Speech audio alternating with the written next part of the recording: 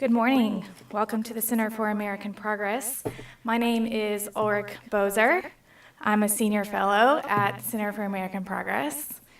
Just kidding. I'm Stephanie Johnson. I am associate campaign director here at the on the K-12 education team.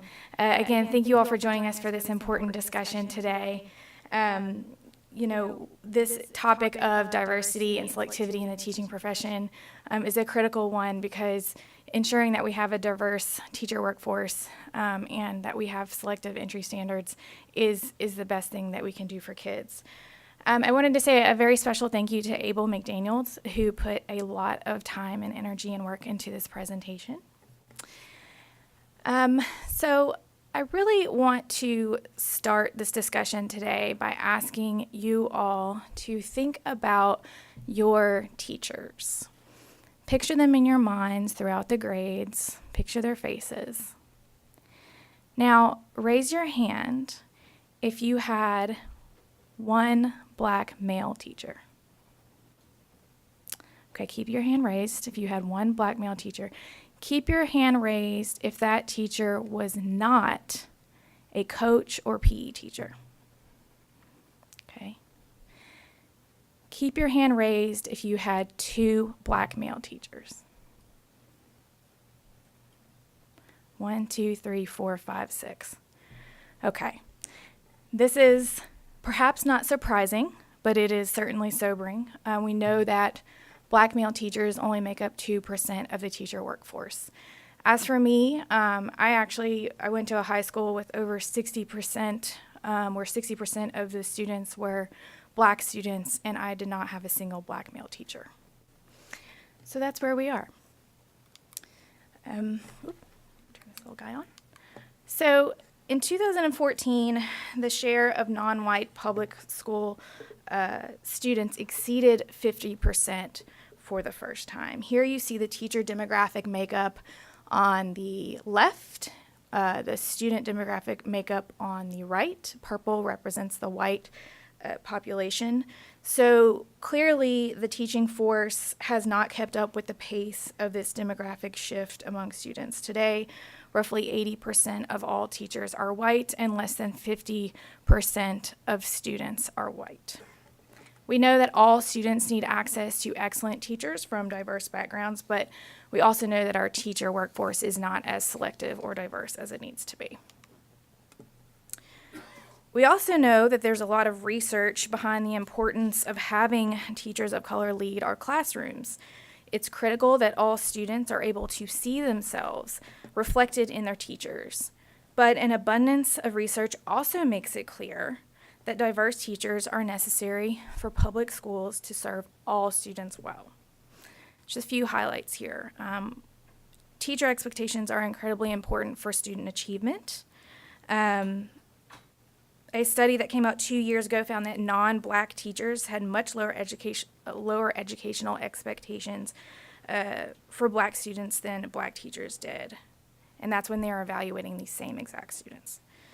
In another study, researchers found that white teachers were more likely than black teachers to negatively interpret black students' behavior, which is alarming given the disproportionate discipline rates. When Florida teachers analyzed a data set of 3 million students and 92,000 teachers over the course of 7 years, they found a positive effect in both reading and math scores when black students had a black teacher. In North Carolina, black students who just had one black teacher in grades 3, 4, or 5 were less likely to drop out of school and more likely to express interest in college. Among those kids, low-income black students were 30% more likely to say that they are considering college when they had one black teacher in those 3 grades. And we know that white students need to see men and women of color leading classrooms. For our public schools to be inclusive and truly and fully educate all of our students, it is important, it is paramount that we diversify our teaching force. But we know that college students who identify as people of color are not choosing teaching for their career. Why is that? First, students of color, we know, are not receiving the same quality of K-12 education that their white peers experience, which means they are less likely to feel ready for or even go to college. For those students of color who do go to college, they often face more obstacles in obtaining their degree than their white peers.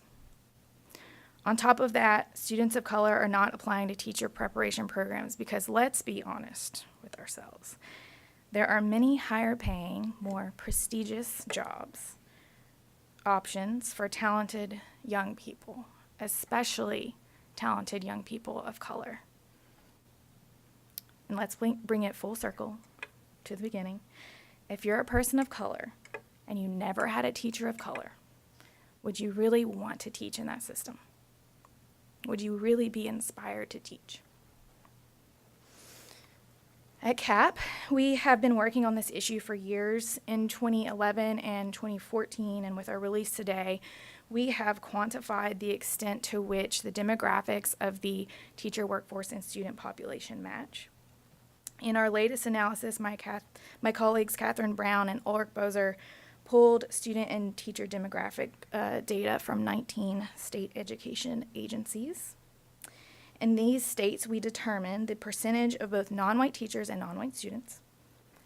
And then we calculated the difference between the percentage of non-white teachers and the percentage of non-white students to determine what we call the Teacher Diversity Index. So what you see here is that we ranked the states in the order of the size of percentage point difference between students and teachers of color. So California has the largest gap. The median differential is 31, and all the large diverse states in our analysis have a spread of more than 30 percentage points. I do want to be really clear about something, which is that we are not looking for the demographics of the teacher workforce and our student population to match exactly. We're not advocating for parity here, but in some cases, the gaps between students and teachers of color are enormous, and we really should reflect on that.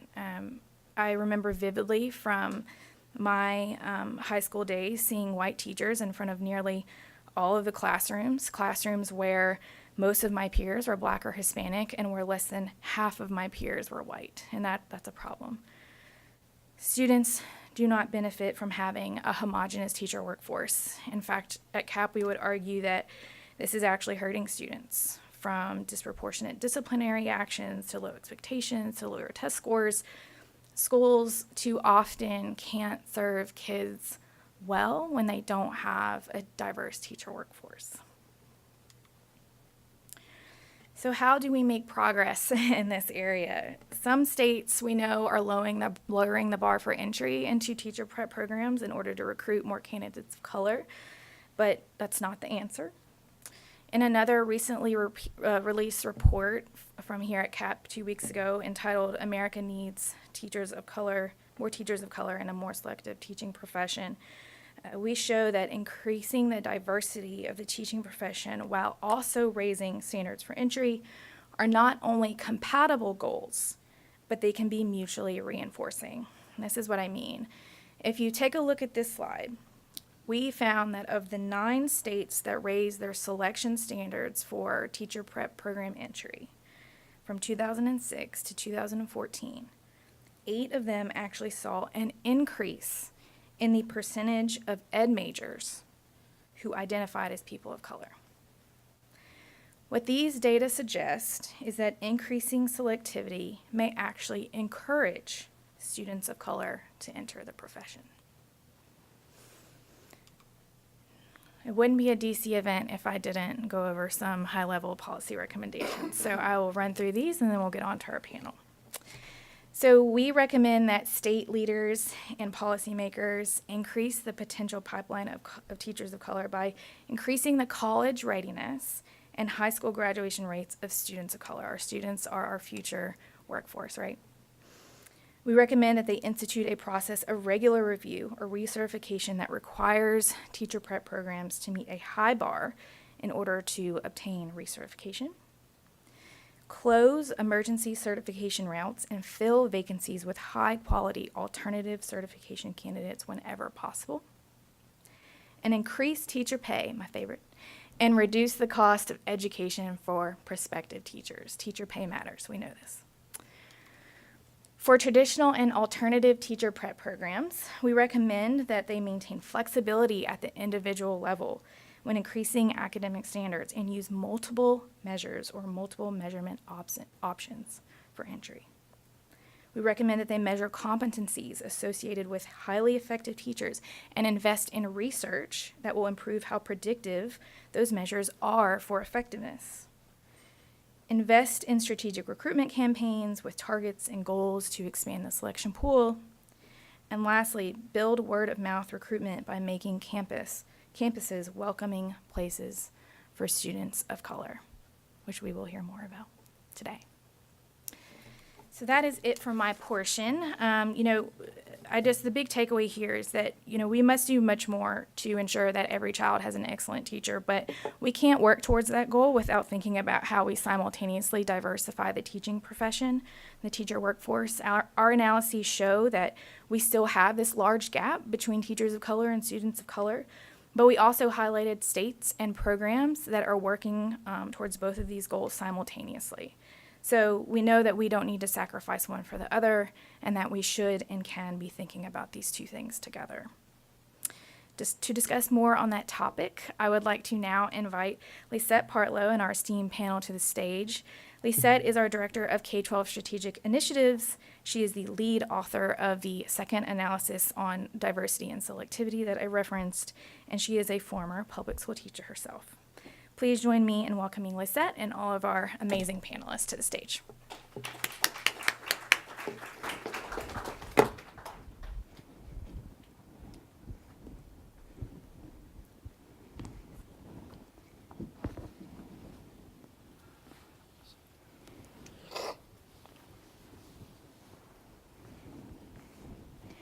All right, good morning, everyone. Thank you for coming to our event today. It's always nice to see a packed house when you're planning these events. We have a great panel today. Oh, I should probably introduce myself. Oh, I guess Steph introduced me. I'm Lisette Partlow. And I would love to hear lots and lots about the work that you guys are doing, but I was wondering if you would indulge me in starting with a bit of a personal question. So if we could maybe start with Sharifa at the end and just briefly say name, organization, and if you don't mind telling us, what's your earliest memory of being encouraged or asked to teach, if there is one? Good morning, Sharif El-Mekki. I'm a principal at Mastery Charter Shoemaker Campus in Philadelphia, and I am also founder of the Fellowship Black Male Educators for Social Justice, also based in Philadelphia. But I would say that my earliest recollection, it's not a recollection, implies that it was a long time ago. It was after college, after graduating college, when I was asked to think about teaching. My name is Josh Anderson. I'm the head of recruitment and admissions at Teach for America. I started out as a teacher in the program many years ago in the South Bronx, where I taught 5th and 6th grade English and social studies. My earliest memory of being encouraged to teach or consider teaching as a pathway is actually sort of indirect and just by osmosis. My mom was a teacher for 40 years. She taught 3rd grade, and she taught at the school I went to. So I feel like that was sort of in the water. And then my dad was a teacher union organizer. So I feel like that it was sort of in the water as certainly a valued, important work in our society. What's interesting is I was never explicitly encouraged to teach until I was a senior in college, and I had just written this senior thesis on the role of public education in sort of providing the foundations of freedom and empowerment in a democratic society. And my thesis advisor said, "You have a lot of energy for this topic, and you know nothing about public education in this country. You should go learn some things about it." At which point I said, "That's a really fair point." And so that's actually when I met a Teach for America recruiter, thankfully. So for both of you, it was kind of after most people would make the decision, which is during college when they're just adding on their major and applying to the College of Education or something like that. Yeah, my mother was also a teacher, but her view was that, the struggles that black boys already have in public schools may not necessarily be the route that I wanted to take. So. Emily? So I'm Kimberly Dickerson. I'm a third-year PhD student at the University of Virginia, Curry School of Education. I actually did not teach before entering my current graduate program. I was a lawyer. So I was one of the students who took the more prestigious career route. And thinking back, I was not encouraged to teach at all until I was in law school and voted by my classmates as the person most likely to become a professor. So that's the first time I remember anyone saying this is really something you should consider. Good morning, everyone. I'm Casey Bethel. I'm a high school science teacher in Georgia. I'm the 2017 Georgia Teacher of the Year. And even at this age, even after having taught 13 years, I wish I had a memory to share, but I still have never been, I don't have that memory. I was never encouraged to teach, not even once. In college, I was a science major. On my way to becoming a scientist, I was completing my master's degree in genetics, about to start my PhD program, and had this realization that I enjoy working with kids. I want to be a part of the solution, helping to improve education, and I'm going to go teach. And in fact, what I want to point out is that my experience was quite the opposite. When I mentioned to my close friends and family members and confidants and role models that I was going to go teach, what I got was, don't do it, discouragement. One particular role model that I can remember, my biggest memory is from this one particular role model who told me, you're smart, you're talented, you're going to waste your talent, go being a teacher? And I couldn't believe that I was hearing what I heard. Thankfully, I pushed through that discouragement and found the career, and I've never felt so alive being a teacher. It's rewarding. And since you're the Teacher of the Year, we know you're very talented at it. Do you work to encourage your students to pursue teaching careers? I do.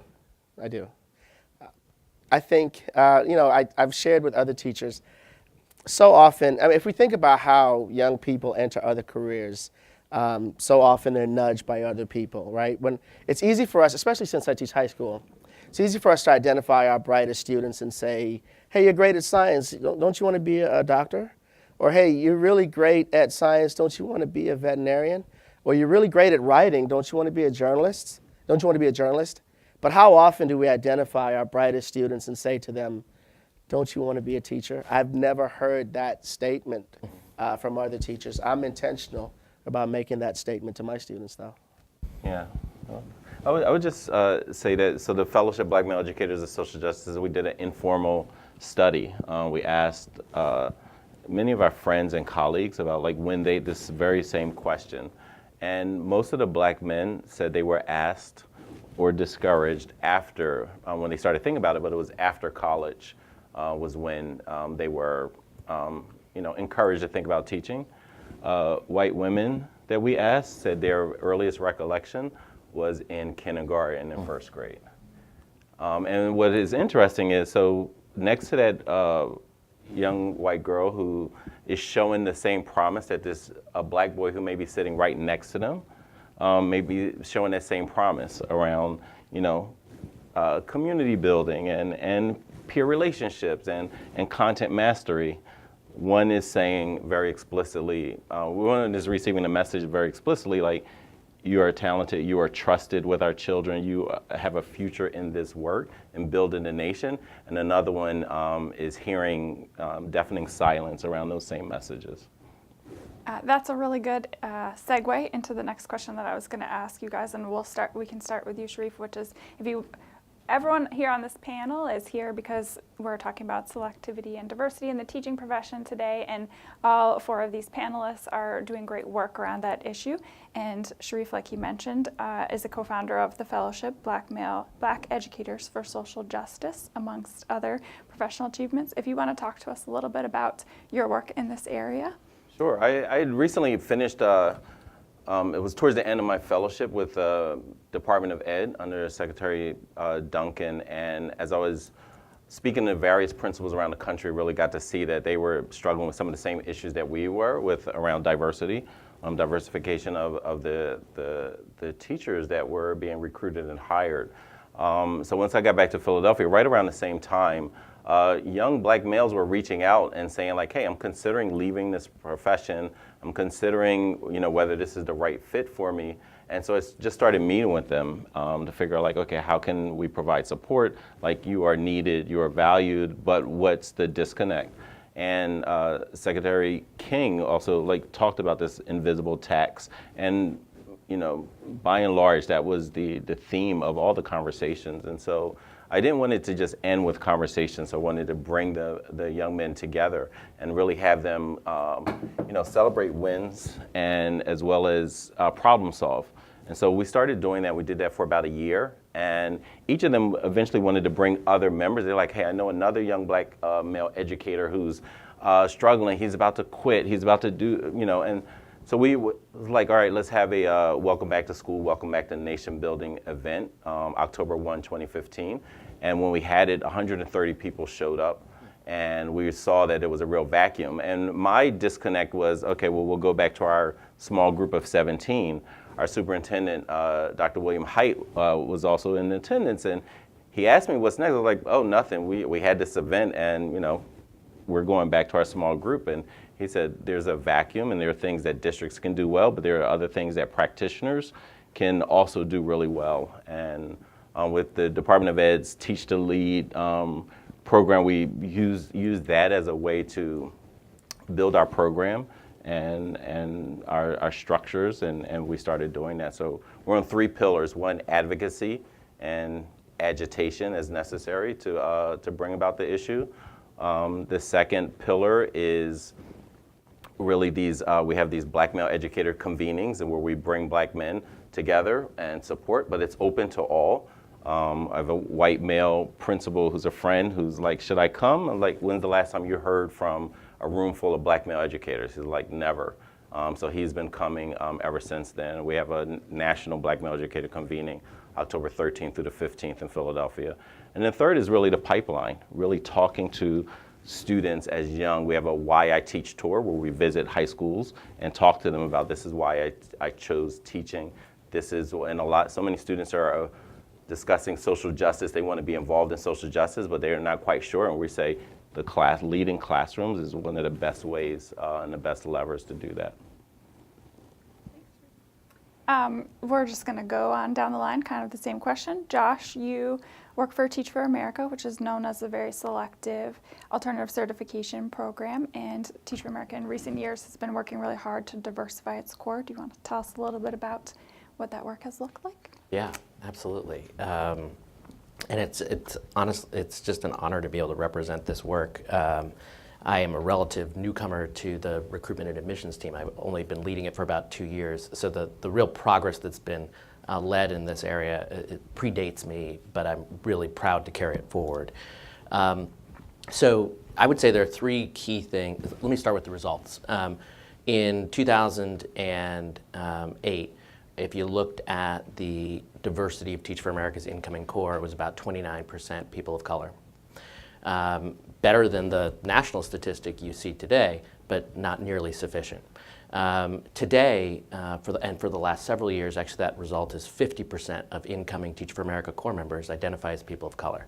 And I want to say a little bit about how we got there. I would say there are 3 vital things that happened or that we decided to do.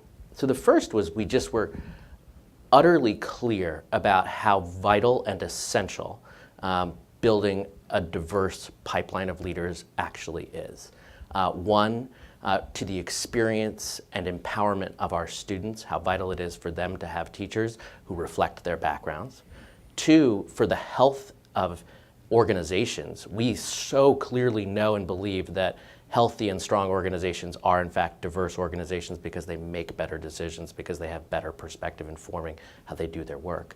And third, our ultimate aim shared with everybody up here is to be part of an effort to eliminate educational inequity in this country. And you can't do that unless you build a truly broad and diverse coalition that is centrally led by people of color. You're just never going to achieve the level of change, systemic change that we all want unless you actually forge a truly broad and diverse coalition. So we were first just really clear, this is essential. It's not important.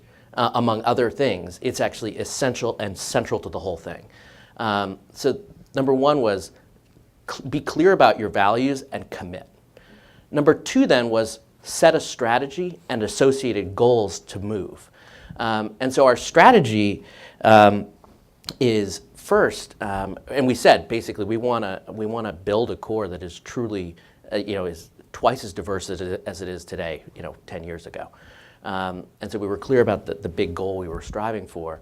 And we said at the same time, and everybody is going to continue to go through the same admissions process. We never saw these goals as in tension or incompatible, just to be crystal clear about that. And so there were three prongs to our strategy. First, in terms of how we did overall recruitment. We start by making sure that we build a diverse pipeline.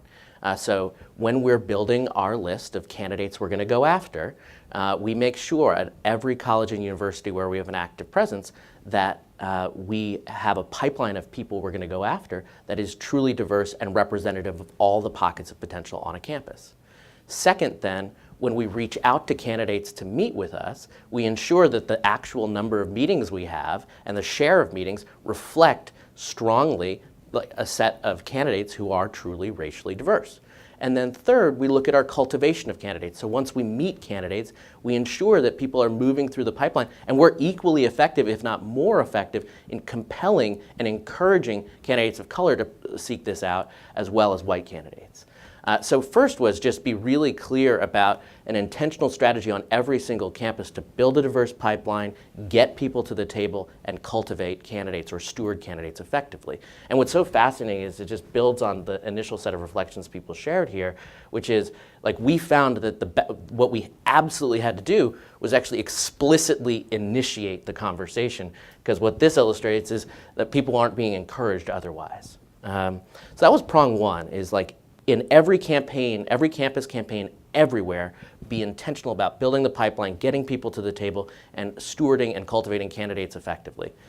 Now, prong two of the strategy was disproportionately invest where there are the largest pockets of potential. So we disproportionately invest recruiter energy at HBCUs and historically large Hispanic-serving institutions. So you look at our list of top contributors of core members, it is absolutely positively no accident that Spelman, Morehouse, Howard, University of Texas, UC Berkeley, UCLA are huge, huge, huge year-over-year contributors. And you better believe that as the head of recruitment and admissions, I always have my eye on those specific campaigns. So that's second, disproportionately invest resources where there are the largest pockets of potential. And the third and final prong of our strategy is then our admissions process. It really maps to the findings of this report. We don't have like one random arbitrary thing we're looking for. We're looking for a set of 8 competencies. We're looking for them in multifaceted ways. It's a highly selective process, right? We take 14 to 15% of people in a given year, but we're looking at each candidate through a number of different lenses, and we take lots and lots of measures to remove bias as much as possible among our selectors, and then selection check. So really rigorously check each decision we make to check for bias. So we need to basically ensure that while we have a very rigorous and holistic process, we also try to actually take active measures to control for, remove, and then check bias. The last thing I'll say is that beyond then setting the strategy, the third and final thing we had to do was actually commit to systematic execution. And so what we do is, in the course of a given campaign, we always know, is the health of our pipeline, so the health of the list of names of people we're going after to try to get to the table and then compel to pursue Teach for America, is that list of people healthy and sufficient enough to get us where we need to go? Is then our outreach to those people effective and working? Is then our cultivation of those candidates once we meet them working? And so we track each stage of the pipeline in each campaign. So we recruit actively at more than 200 colleges and universities across the country. And so for each of those campaigns, we know what is the health relative to our goal of forging a diverse core.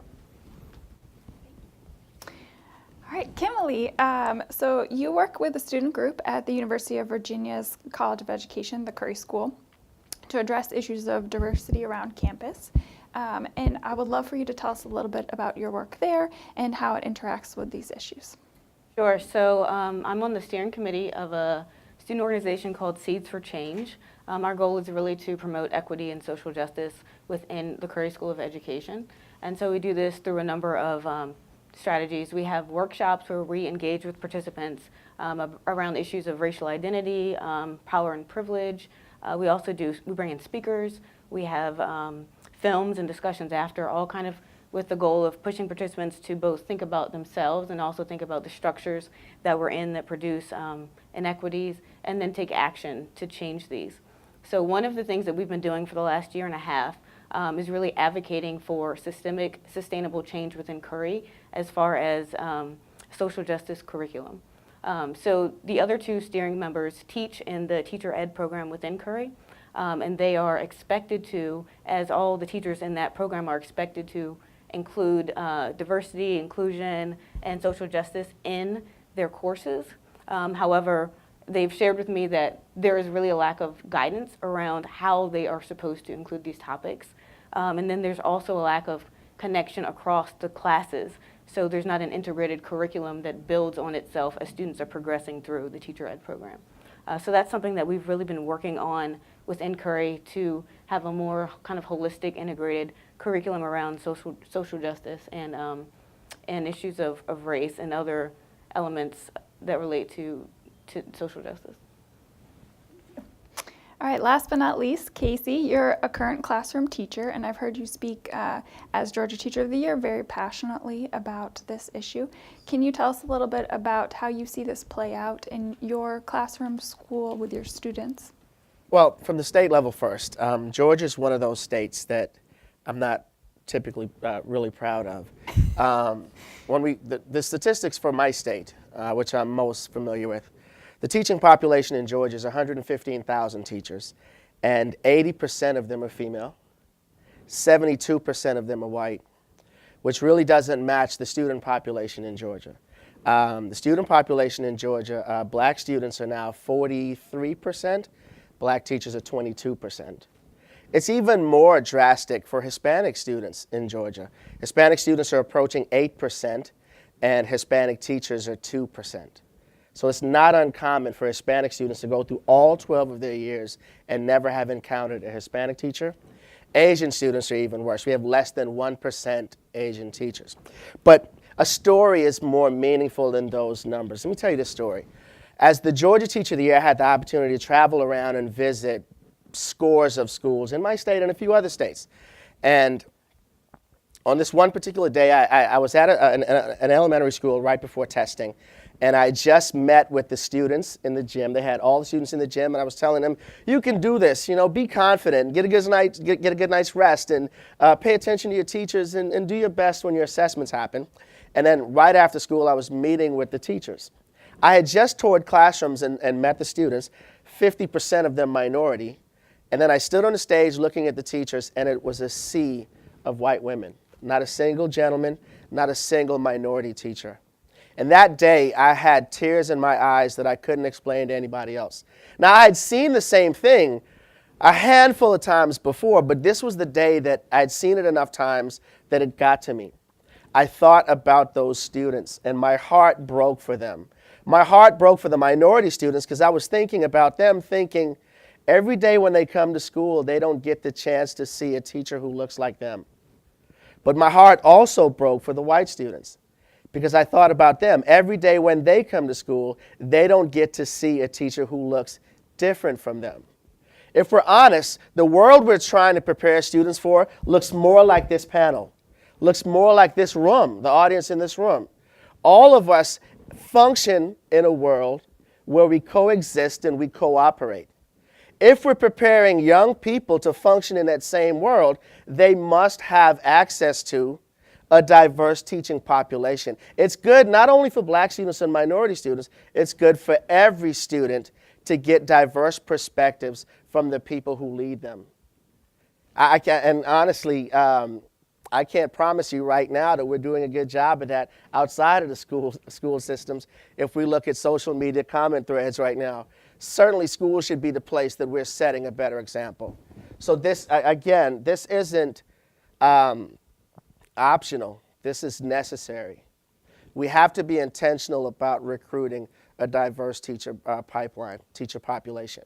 And then today we're here weighing these two ideas about how do we do that against teacher requirements, right? Is it possible to maintain high levels of teacher requirement to enter the pipeline and still recruit and retain a diverse population? And I'm worried about that concern, because that concern to me borrows from the idea that there are not enough qualified individuals in minority populations, which is not true. Scores of friends of mine are professional dentists and veterinarians and lawyers and politicians, friends of mine who look like me. It's not that we don't have qualified people in these groups. The question is, how early must we attract them, and what is the message we have to give them so that we can get a few of them? Don't get me wrong. I want there to be minority dentists and doctors too. But how can we get a few of them to think about this rewarding profession that I enjoy so much, that I really, really love? We can do these two things together. They're not competing. They're not mutually exclusive. We can accomplish them both. We can have a diverse teacher population who are also equipped and ready to lead our classrooms and push our young people to be the best that they can be. Thank you, Casey.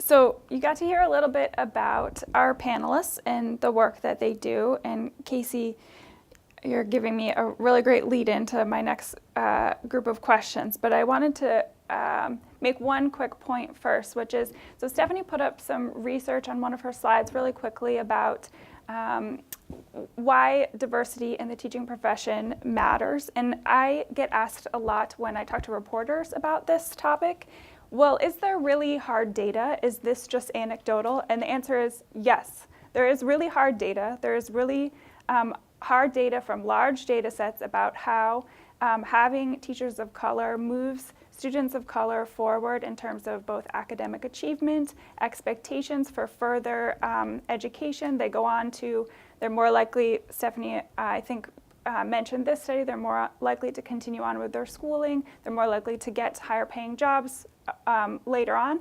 And as Casey was saying, it's not just important for students of color, but also white students as well, because what are we preparing for them for if they've never seen someone in a leadership role that's a person of color, and they have no idea how to kind of enter this world, like Casey said, that looks very diverse. So to your point about recruitment, I'd like to kind of shift to discussing that a little bit. In our paper, we talk about some of the barriers of recruitment for students of color into the teaching profession. We've already discussed a little bit here about how maybe one of the reasons is people don't get asked. I would like to hear from you guys. What do you think are some of the other big challenges to recruiting more teachers of color into the profession? I think that recruiting teachers of color is not unlike recruiting teachers in general. There's this, whether we admit it or not, there's this messaging that teaching isn't rewarding. And people like myself, our message isn't getting out loud enough. In December of 2016, the Georgia Department of Education circulated a survey where they asked teachers one really important question. Imagine this. They asked 115,000 teachers in Georgia this one question. It says, if you had a student in your classroom right now, how likely are you to tell them to join teaching, right? They had 53,000 unique responses, so almost half of the teaching population in Georgia answered this, and only 15% of them said yes. Only 15% of practicing teachers said that they would encourage a young person to join this profession. On the flip side, you ask the same teachers, do they like this profession? And so often they say, yes, it's rewarding and all this. But where's that disconnect? And we need to have that conversation. Couple that with the message outside of school. The message that I got from my role models, remember, that you can do something better. You can be something greater. we need to change the messaging around the way we recruit teachers, recruit young people to be teachers, and focus on the great reward of this job. In Georgia, we've responded to this a little bit. We have two things that I'm proud of. We have in most of our schools what's called teaching as a profession pathways, where young people are exposed to teaching as a career from 9th grade to 12th grade. They even get to work with younger classes to develop those skills, to get proficient with working with other young people.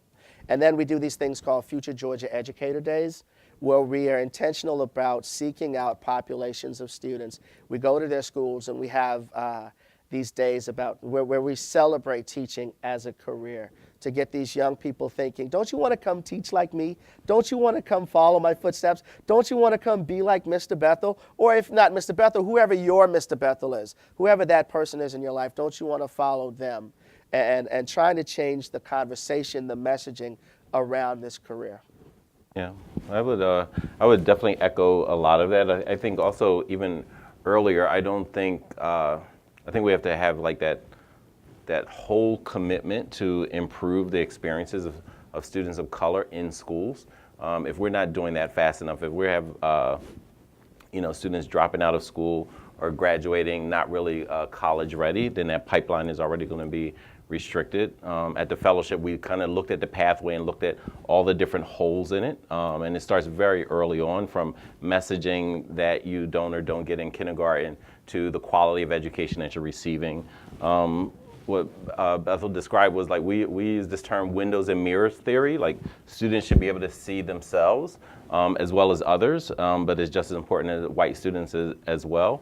But we also know that if white children, that negative, the biases and expectation levels that people have, and the racism that's institutionalized, that doesn't just happen in institutions and systems. That happens at people's dinner tables as well. And so we need to introduce this cognitive dissonance opportunity for white students as well. But then when you look at why is it difficult sometimes to do the recruitment. So besides restricted pipelines and holes in it, massive holes, when you look at graduation rates, disparities in different states and districts, then we're also talking about, how do we elevate the profession in a ways that also includes how teachers and how educators. We did the same at the Department of Ed. We surveyed, the Principal Ambassador Fellows surveyed over 1,000 principals. And by and large, like 99% of them said they loved their job. They thought they were doing real work. But what we got from them was what they actually communicated most about were the challenges and the disappointments and the defeats. Not enough about the wins and the levers that they're using on a day-to-day basis. And then we also just talked about just the pathway. How do we support students of color? How can nonprofits, how can colleges, if they know that, too often it's like, if we use a baseball analogy, too often people open doors, and when you're trying to diversify, this is the wrong thing to do. Just open the door and say, well, it's open and we welcome all. And I think too often people are playing that baseball catcher and just waiting for diverse candidates to come in, knowing that they may have negative experiences, knowing that some of the certification processes are way complicated, knowing that if you're a first generation college goer, that the cost of continuing education can be, just out of your reach. Knowing that if you're a first-time college goer and person of color, that very well you may not be raised in this individual mindset like, oh, let me just go out and get mine. You may have, real responsibilities to grandmoms, aunts, nephews, and things like that. That also is a financial burden that's often ignored. So I think just being proactive as much as possible, even proactive into high school. So if you look at Educators Rising, they're not just saying like, hey, how do we get more diverse candidates? They say, how do we support high school students to engage in this work? And so really looking at like the proactive ways that different partners can look at the pathway and say, where do I fit in supporting this to make sure that folks are teachers of color, candidates are successful all the way through that pathway. So if I may try to summarize, I'll get back to you in just a second. If I may try to summarize some of the barriers we've discussed so far, the reputation, like both Casey and Sharif talked a little bit about not just are teachers recommending it to their students, but are they sharing the good things, the wins, starting early, making sure that we're asking students or piquing their interest in teaching early, but then also school experiences. So if they're experiencing biases and low expectations in their schooling, that's going to affect not just their feelings about school and what it would mean to work there eventually, but also what the pipeline looks like.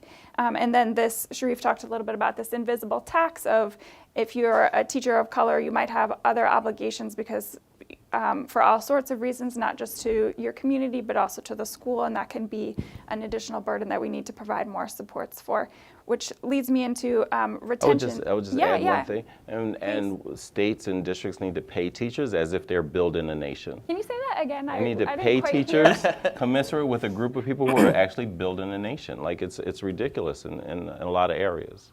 So that's an amazing segue into the next thing I wanted to ask about, which was retention, and I think pay can be a huge part of that. Casey, I've heard you talk really compellingly about your experience with retention in your school. Do you want to share that anecdote, or you look like maybe not? No, I'm happy to. Again, in Georgia, I think we're at 47% of teachers leave in their first 5 years. 13% of teachers leave after their first year. A really compelling statistic from Georgia is that 21% of the people who are certified to teach are doing something else, whether they're selling real estate or I don't know what they're doing, but they're not teaching. If we can just get those 21% of people to come back, would be helpful. But again, my personal experience is such that I taught at a school where my classroom was in between two other classrooms on the left and the right. And year after year, I saw both of the people on my left and my right leave. They'd come for 1 year thinking, I'm going to change the world and I'm going to help. And the first year, I think it was Miss Smith and Mr. Johnson, and they both split. And then I got two more people in. I said, oh, man, let's do it. And it was Mr. Brown and Miss Curry. They both left. This past year, one of them stayed, so thank God for her. And I promise you, it's not me. I don't. I was about to ask. I don't, make a smelly lunch or anything. It's not me. I actually try to support them and try to encourage them and try to help them stick around, but we're just not retaining teachers, and that's another barrier that we need to talk about. Once we get them in the door, how do we support teachers to make sure they stay around? That same survey from the Department of Education in Georgia asked the same teachers, for those of you who either leave this career or are thinking about leaving this career, why are you thinking about leaving it? Compensation was high on the list, but the other things that were really important, I think number one was how well I feel supported at my school, how well I felt prepared for this career before I actually got into it. Is the way we're doing teacher preparation actually preparing them for the day-to-day rigor of working in a school and meeting those deadlines and responsibilities. We've got to do better to keep the teachers in the job once we get them in. Yeah. I want to add a note that ties both into recruiting teachers into the profession and also retaining them. So I want to highlight really briefly an organization in Charlottesville, a local organization called African American Teaching Fellows. And the purpose of this organization is to increase the number of black teachers in the Charlottesville area and Albemarle County, which is the county that surrounds Charlottesville. So Curry partners with AATF in terms of recruiting and identifying teachers that are in the teaching candidate pool that would be appropriate for AATF.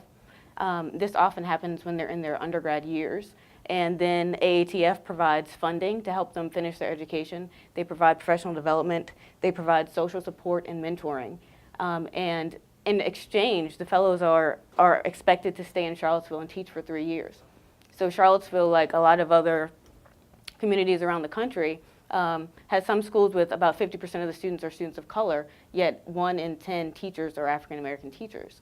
So this is a really wonderful local organization that focuses on keeping the teachers there. And then after 3 years, a lot of the teachers do actually stay in the Charlottesville area and continue to teach. So based on this model, I mean, I think that local organizations like African American Teaching Fellows and then partnering with a school like Curry, if there is one locally, could be a model that other cities could follow in terms of increasing both the recruitment and then offering support once the teachers actually enter the profession.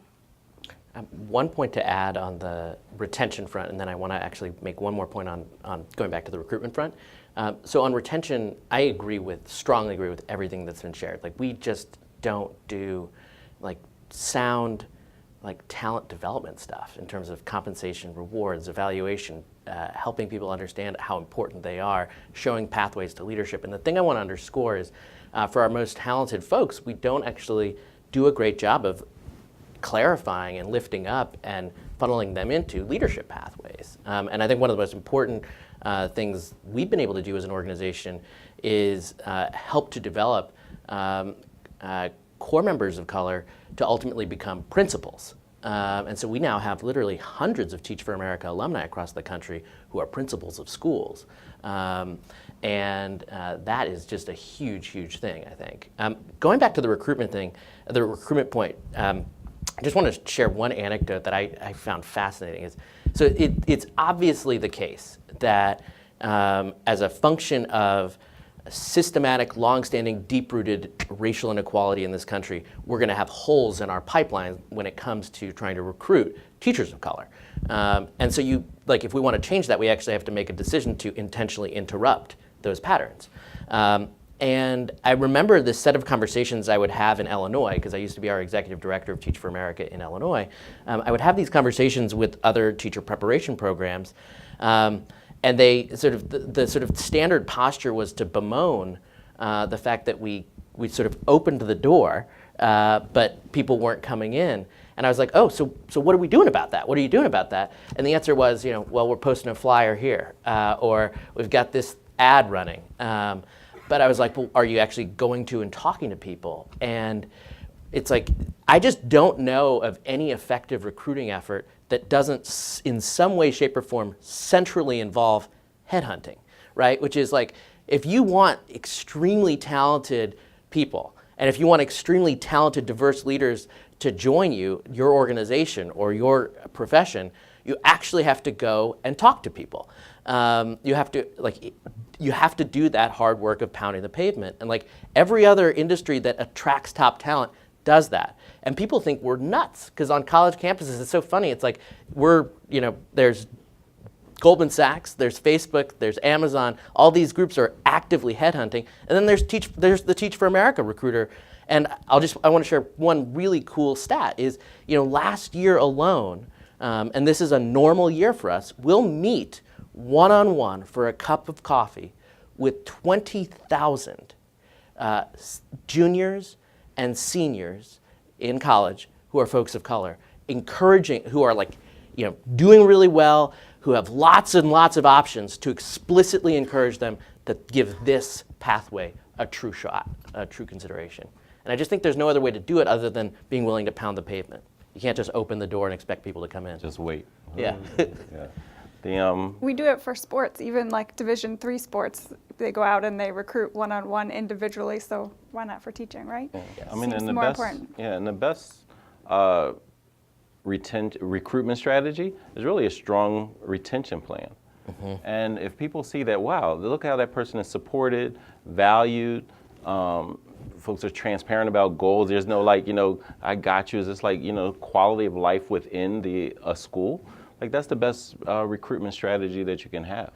I think to that point, this will become sustainable eventually. So often, going back to, you said when we asked white females why to become teachers, so many of them said they started thinking about it as kindergartners and as elementary school teachers. The thing I hear so often is, I became a teacher because my mom was a teacher, and I used to hang around in her classroom and all that, and I grew up thinking I wanted to become a teacher. Well, if we can get over the hump, this initial hump of recruiting enough minority teachers that are happy in this profession, then their kids will grow up seeing parents who are happy in this profession and will think more seriously about following in their footsteps. Right now, we just don't have that. How many minority kids have minority parents who are teachers and like it, and are retained and are promoting it? Haven't become the school disciplinarian or it will become sustainable. So there's life around the corner if we can just get over the hump, I think. Absolutely. I want to make sure that we give the audience a chance to ask questions of our panel, but I can't finish the panel without asking a quick question about selectivity. So we've gone really broad about selectivity. We've talked a little bit about, I want to borrow your phrase, we want to pay teachers like they're building, what was the? Nation. Builders of nations.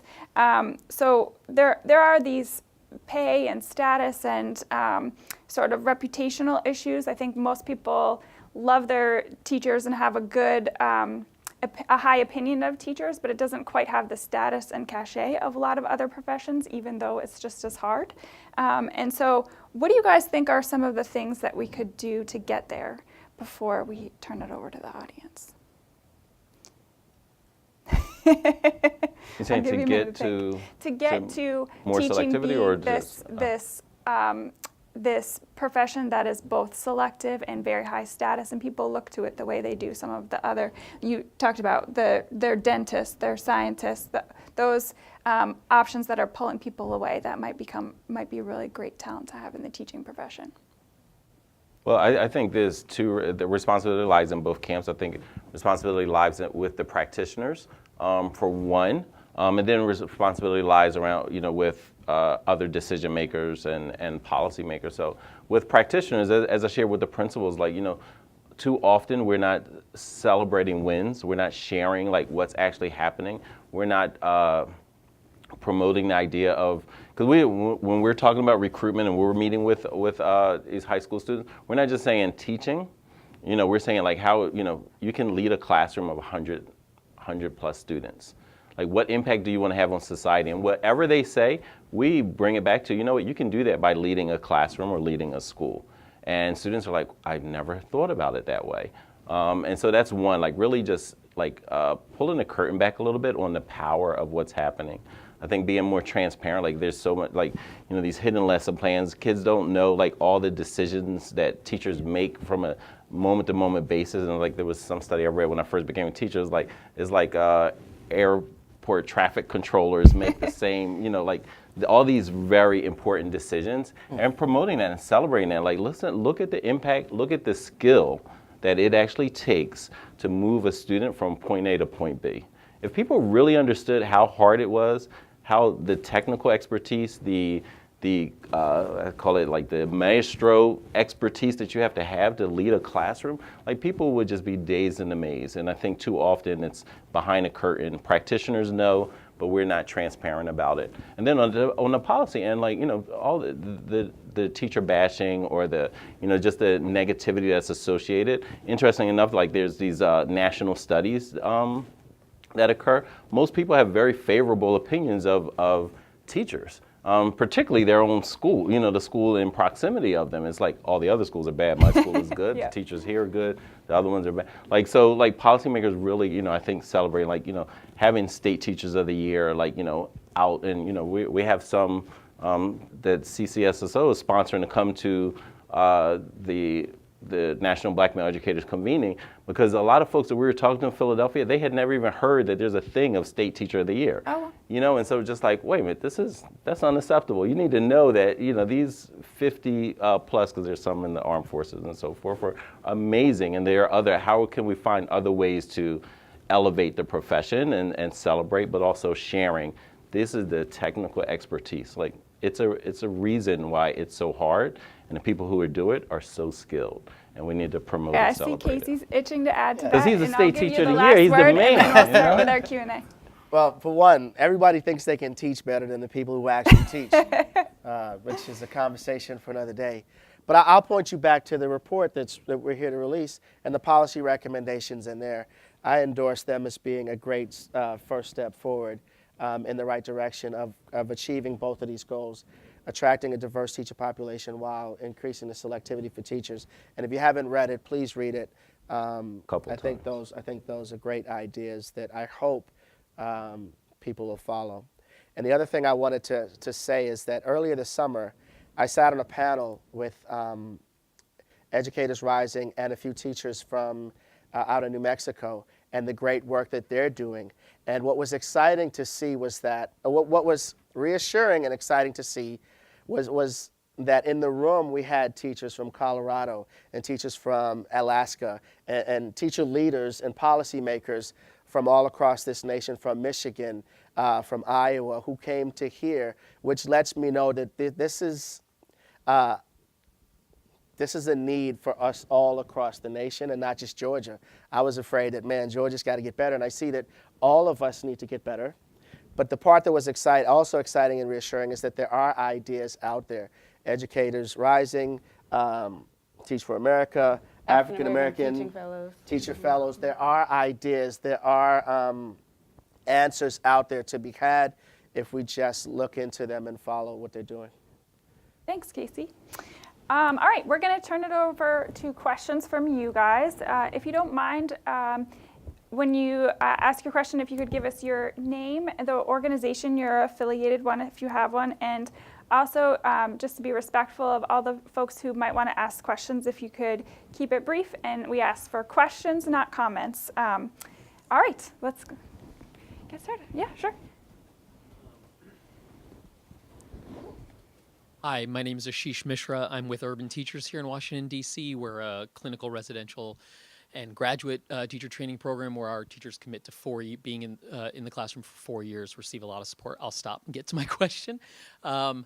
What I didn't see in the bulleted list of recommendations, and Casey started to get to this a little bit in his comments, was working conditions. I think we all agree here pay and compensation is very important. I was in the classroom for 12 years. My wife is still in the classroom.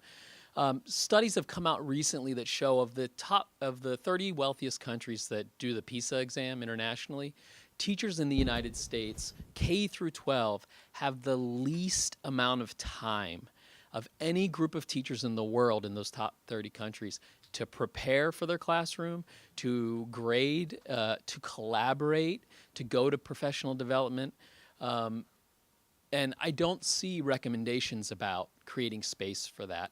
When I left the classroom after 12 years, using the bathroom when I wanted to, and being able to go out to lunch was like this miraculous experience I had in my 13th year as a professional.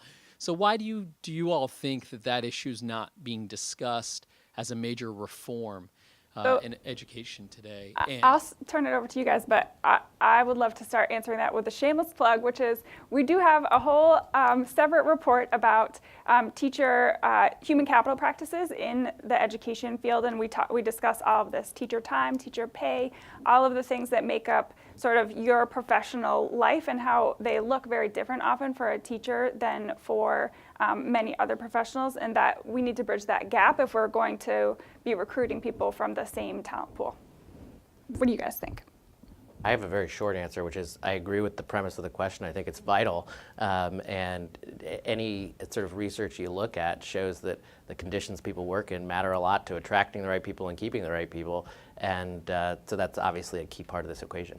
Yeah, I think it came up several times during the panel. I think, when you look at the folks that we've spoken to and the research that we've read, the two main reasons why teachers leave the profession quickly is, one, their relationship with their supervisor, who's supervising, coaching, supporting them, and what are the working conditions in their schools.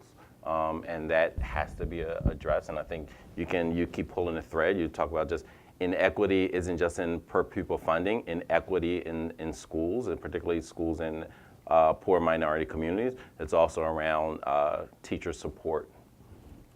One small example is right after that survey in Georgia, our governor assembled something called the Educators Recommendations Commission, a group of teachers from all across our state. And one minor example is a recommendation from teachers to policymakers to protect our planning time. So often planning time is taken up for meetings or paperwork or deadlines or training or something, and I actually need the time to plan my lessons. So our state is approaching that now from a policy direction. Policy drives behavior. How can we set policy that's doable to protect teacher planning time? This is one example that it can be done. How about in the front right here? Hi, my name is Kyria. I work for an organization called Teach for All, where Teach for America is part of. We're a global network of international nonprofits that are seeking to achieve education equity on a global scale. And so my question is around community representation versus diversity. So in our organization, we have 45 partner organizations, and there are huge issues around community representation where students are being taught by teachers that do not represent them, whether it's Native communities in Alaska or Peru or Black communities in Atlanta, Georgia versus Columbia, and even refugee communities in Minnesota versus Germany. So my question is around prioritizing community representation over diversity more generally as a tactic in teacher selection. So what are your thoughts? I'm really interested to hear. Yeah, I think it's an and. I think grow your own is like imperative. I'm in the school now. Master Charter Shoemaker campus it's in the 19131 zip code. Same zip code I grew up in. Same zip code that my mom still lives in. I just recently moved, so I could literally walk home. So it was the same exact community. The school I'm in is a turnaround school. It used to feed into the high school I graduated from. So for me, like that grow your own concept is extremely important, which which I highlight around like why so many community schools in our neighborhood are struggling to support students in being college and career ready. Like it goes back to grow your own. It has to be a multi-tier investment into the schools, the series of schools that students go to, so that can continue. So I think it's an and diversification. Selectivity, as well as grow your own practices, which is why the Fellowship Black Male Educators for Social Justice partners with groups like Educators Rising. It's like really one of our members is a high school student. One of the founding members of the fellowship is a high school student who right now, I met him when he was a sophomore. He said, "I am going to be a superintendent one day, but before that, I'm going to be a great teacher." And he's now one of the youth representatives for Educators Rising nationally. So Tamir Harper, if you haven't, followed his work, you should. I disagree that it's an and. I have kids myself. I have 5-year-old twins who are entering school for the first time, like public school. And the school I hope for them, the experience I hope for them is certainly that they see teachers that look like them, but also perspectives that might not exist in their community. They need Asian teachers too. They need Muslim teachers too. They need Native American teachers too. The more broad collection of perspectives students get, the better prepared they are for the future, is my opinion. I would agree with that, and just want to add quickly that I think that goes to the point of the importance of preparing white teachers who may be teaching students who are not representative of them and their experiences. And that's something that we talked a little bit about during the panel, but that's also very important. So teacher preparation programs really need to be focused on doing that as well. Not just teacher, but whoever trains recruiters also, they need just as much cultural context as a teacher, but often is just pointed to teachers. But recruiters also need that same perspective. Here in the plaid shirt next to Saroja. I don't know. How you doing? Sean Warner, faculty member, Clark Atlanta University in Atlanta. What should principal preparation programs be doing? How should they be positioned?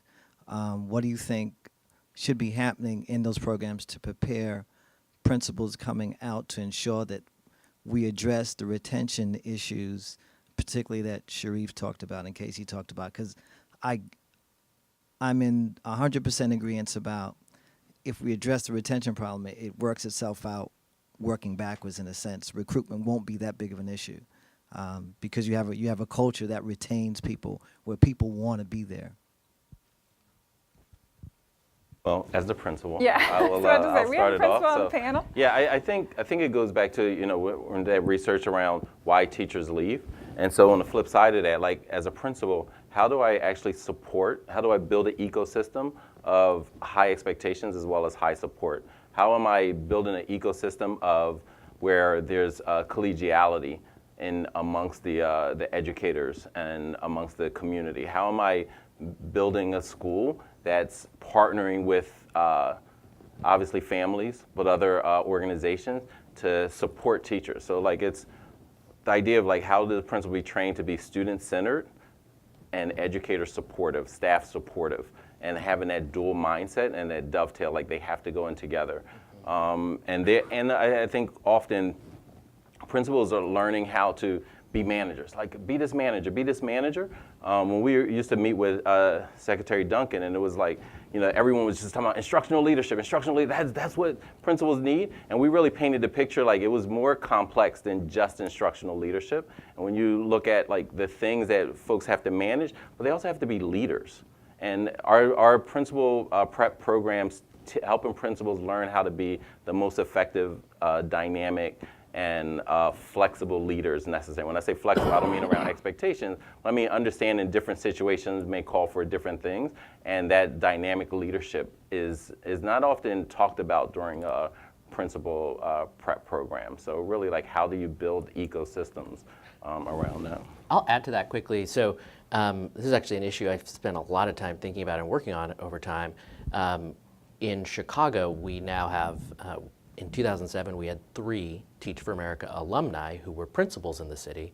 And today, there are 104 Teach for America alumni who are principals of schools in Chicago. That's part of the group of 1,200 TFA principals across the country. And what's interesting is to get from 3 to 104, what we had to do was work really, really intentionally and systematically with a group of principal preparation programs.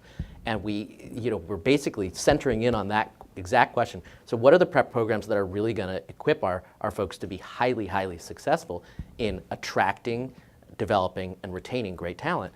And I just want to triple underscore one thing you said, which is at the end of the day, what so many programs didn't do was teach and develop principals to be great people managers. So they were all focused on sort of instructional leadership. There even were units on budget management and so on and so forth. But your most fundamental thing is, can you really be a compelling leader for adults?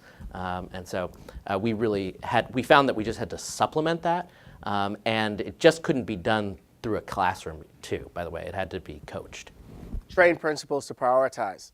And really fast, when I talk to help retain teachers, when I talk to veteran teachers about supporting newer teachers, I tell them the wealth of our work and the deadlines aren't going to change soon. So the best thing you can do as a veteran teacher is to help a new teacher learn how to prioritize. When I can't get everything done, how do I keep first things first and do the most important things and make sure they aren't missed? Do the same thing for building leaders. Do the same thing for principals. When you can't get everything done, prioritize what's most important, because the new instructional program won't have time to work if the school turnover is introducing you to a brand new set of teachers every year. They've got to make supporting teachers and building a welcoming culture for teachers a priority of theirs that they are sure not to miss. Yeah, most important thing for principal are people. Yeah. And top talent. You can't do anything in the school without top talent. I don't care what anybody says. Yeah. So. Can't do anything in education, right? All right, so we've run a little bit over, and I want to be respectful of folks' time. So thank you so much for coming today, and if you don't mind giving a round of applause to our panelists. Thank you, guys. Guys. Yeah. Yeah.